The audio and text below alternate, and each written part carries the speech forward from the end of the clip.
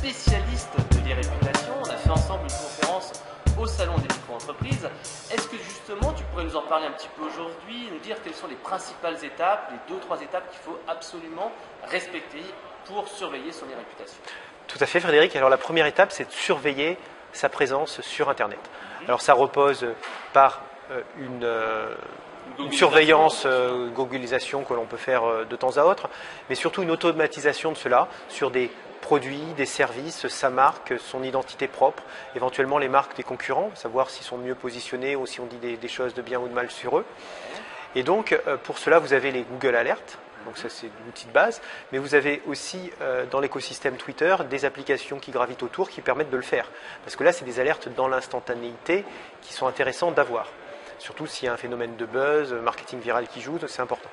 Et une fois qu'on a fait cette première étape de surveillance, qui est une étape à faire en permanence, il y a 2 autres étapes, qui est définir sa stratégie numérique, c'est-à-dire qu'est-ce que je vais faire, qu'est-ce que j'ai à dire, quelles sont mes cibles, comment je vais le dire. Est-ce que je vais animer ma présence numérique sur tel ou tel réseau social parce que c'est là que se trouvent mes clients, mes prospects. Ensuite, comment je vais agréger tout ça par rapport à ma présence sur mon site qui reste le pivot de sa présence numérique sur Internet.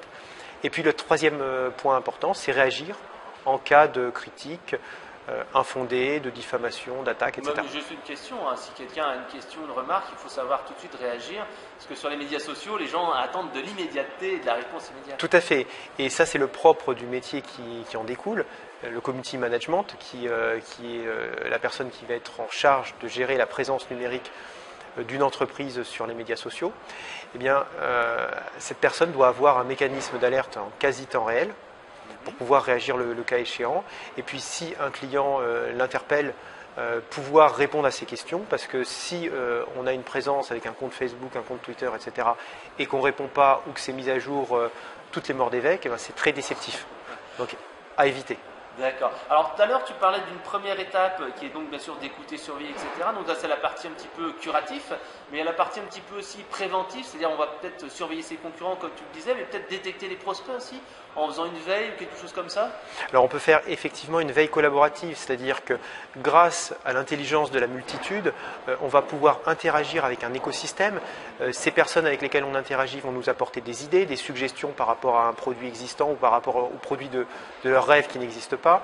Et il y a tout le process de la co-innovation, c'est-à-dire qu'il y a des entreprises qui existent, comme la fraise par exemple, où on va avoir, alors là on est un t-shirt un peu plus classe, plus classe que ce t-shirt basique du Web de Connect, mais après on a la possibilité effectivement d'avoir des produits sur mesure, et c'est vraiment l'opportunité d'avoir un marketing one-to-one par communauté, donc c'est une hyper-segmentation qui correspond aussi à ses souhaits. Donc par exemple, si je suis un spécialiste du tricot, je vais animer une communauté sur le tricot. Si je vends aussi des produits peut-être liés à la couture, j'aurai une communauté sur la couture. Et comme ça, on peut segmenter son audience, mais après on peut aussi, si on est sur le tricot, parler d'autres choses qui sont en rapport avec le tricot. Par exemple, la laine, et si on a de la laine en cachemire qui est récoltée sur les hauts plateaux des Andes ou d'ailleurs, montrer qu'on a une certaine éthique, une culture bio, etc., à condition que ce soit avéré, parce qu'autrement on se reprend l'effet boomerang et le bad buzz.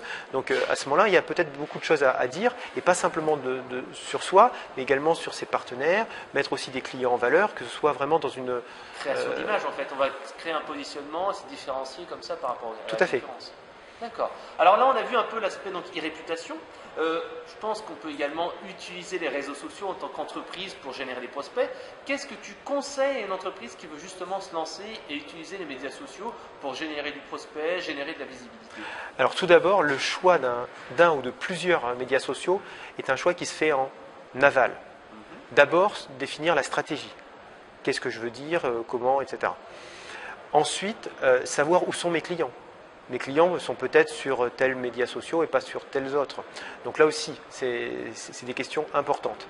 Ensuite, une fois qu'on a fait toutes ces questions-là, on va voir la disponibilité du nom sur les médias sociaux pour avoir une cohérence de nom. C'est-à-dire que si on est une entreprise lambda, qu'on ne s'appelle pas lambda sur un compte Twitter, the lambda sur Facebook et le lambda ailleurs, ou alors le lambda 125 ailleurs.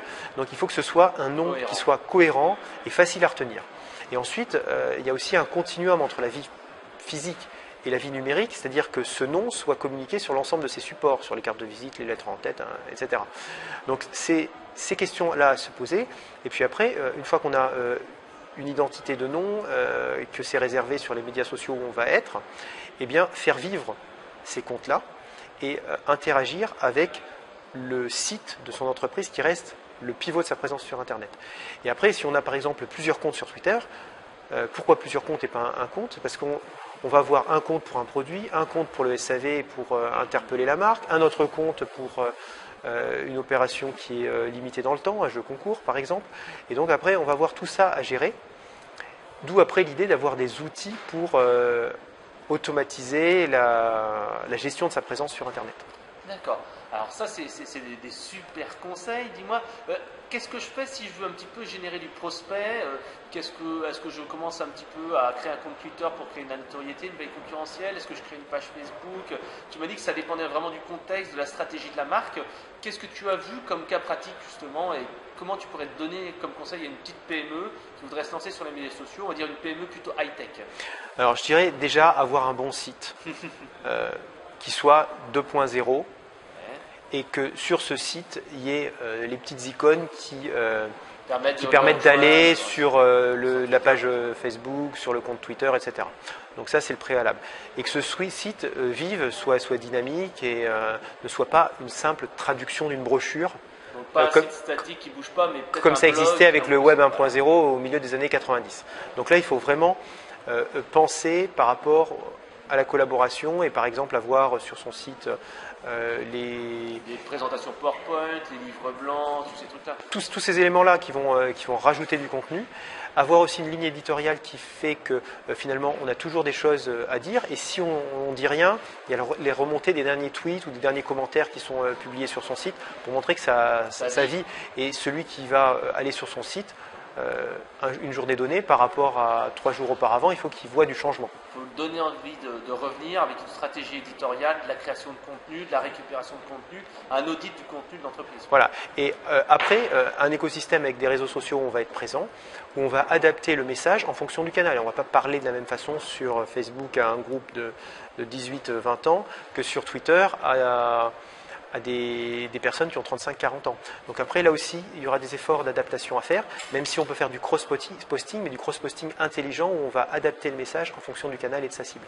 Ouais, c'est vrai qu'il y a des différences entre Twitter et Facebook. On sait très bien que sur Facebook, les gens sont plus pollués, entre guillemets, si on fait beaucoup de contenu, qu'il faut mettre des images, que c'est un peu plus fun, interactif. Et sur Twitter, là, par contre, on sait qu'on peut se lâcher un peu plus parce que les gens ne lisent pas tous les tweets et ne sont pas, entre guillemets, pollués comme Alors, un tweet reste, et puis si on est un compte assez suivi, le fait de publier un tweet et de l'effacer après, ça laisse des traces. La femme du président en a fait l'expérience, ou plutôt l'ancienne compagne. Excusez-moi, c'est pas la femme du président, c'est la compagne. Mais j'y perds mon latin avec les changements en préparation en la matière. D'accord. Alors, est-ce que tu aurais un dernier conseil à donner aux personnes en fait qui veulent un petit peu en savoir plus sur les médias sociaux? Ils vont sur ton site internet, ils vont sur tes présentations sur SlideShare, ils vont suivre ton compte Twitter. Un petit peu tout ça. Il y a aussi mes ouvrages qui peuvent être utiles, développer sa présence sur Internet. Quels sont les livres que tu écris? Alors je ne peux pas tous les citer, donc juste les 2 derniers, développer sa présence sur Internet avec Camille Allouin et Facebook, Twitter et les autres, l'ouvrage de référence sur les réseaux sociaux avec Christine Balaguet. D'accord, merci pour toutes ces informations et rendez-vous sur ton site et ton compte Twitter très prochainement. Merci Frédéric.